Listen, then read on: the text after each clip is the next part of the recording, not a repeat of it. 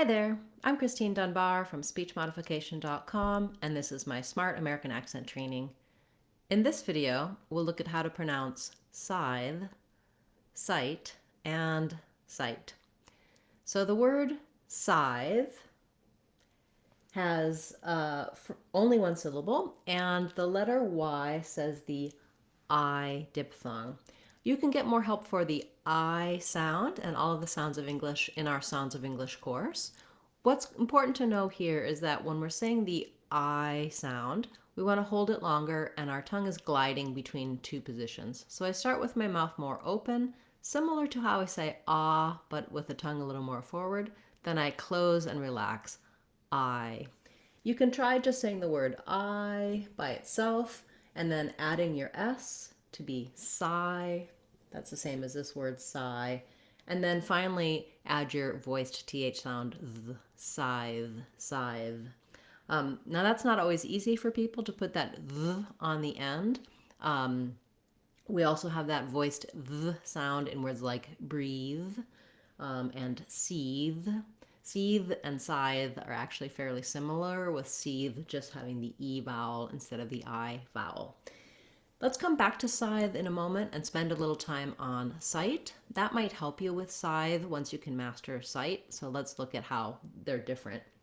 So we have two different spellings for sight. This is sight like with my eyes, and this is sight like location, like a job site or a work site. And they have the exact same pronunciation. So again, we have that I gliding diphthong, trying I, sigh. And then when we say words with T in American English like sight, we often don't really release that T. So it's called a stopped T. I might not say sight with a burst of air, but rather just sight. I lift the tongue and I don't let anything out. If I'm saying it with another word following, of course, I'll follow the rules for how American T links to other sounds. You can get more help for that in my American T videos. But just for now, what I want to point out is that the difference between sight, if I am just saying that T and letting it go, and scythe, is that the sight, the T sound, can't continue. It's called a stopped sound. So either I don't let it out, sight, or I let it out, but it can't go on, sight. Nothing happens besides that one sound. Versus the TH sound, the th sound here at the end of scythe, I should be able to hold and continue that. When I'm saying the word scythe, I'm not going to be saying scythe and holding that TH for a long time. But if you can't make it continue, you're probably doing something closer to a T when you're saying something like scythe. You might be saying scythe, and your tongue is stopping the air, pushing against the teeth in the wrong position. There's many things that can go wrong with the TH. What I suggest when you're trying to get that TH is say it by itself and see if you can hold it. You might use the voiceless TH like this. That's in words like with, both, think. You can feel the air flowing over it, and you should be able to hold it and continue it. If you can't continue it, it means your tongue is blocking the air. So try resting the tongue just gently between the upper and lower teeth and blowing air over it. Then if I turn my voice on, that might be more difficult. It requires a little more air, a little more power to keep it going.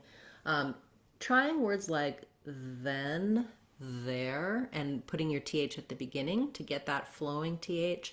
Then coming back to a word like scythe or breathe, where you have to hold that TH and have that at the end. The other thing that will help you is if you're saying, for example, the scythe is, that TH almost goes on the next word. So you can kind of think about as though you were saying a word like this, scythes.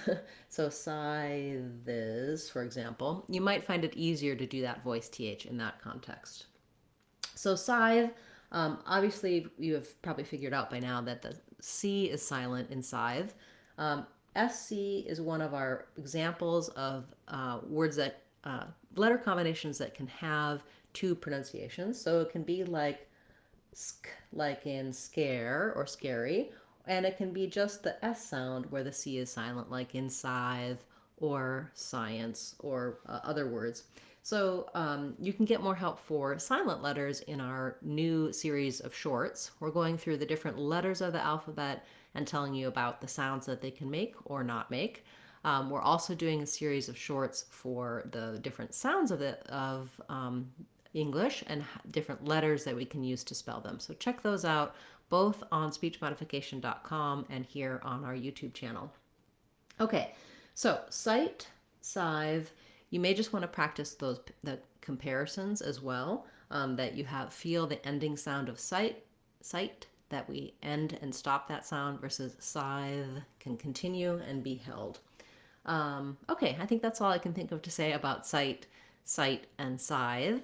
Do try practicing them in some short phrases once you have the sound by itself, the word by itself, because you may find you go to use it and it's not always that easy to pronounce the new way, just because your mouth is going to go for its old habits. When we're talking in connected speech in a conversation, we can't always focus on the sounds and how we're producing them. So build your way into being able to use this smoothly and easily in your everyday speech. I'll be back again tomorrow with another Word of the Day video, as well as Friday, we'll have our live question and answer class. You can join there, ask your questions about pronunciation of words, sounds, American accent, anything to help you become more fluent and speak American English more easily. I look forward to seeing you there. I'm Christine Dunbar from speechmodification.com. Remember, if you want to sound like a native speaker, you can do it. speechmodification.com. Bye, everyone. See you again soon.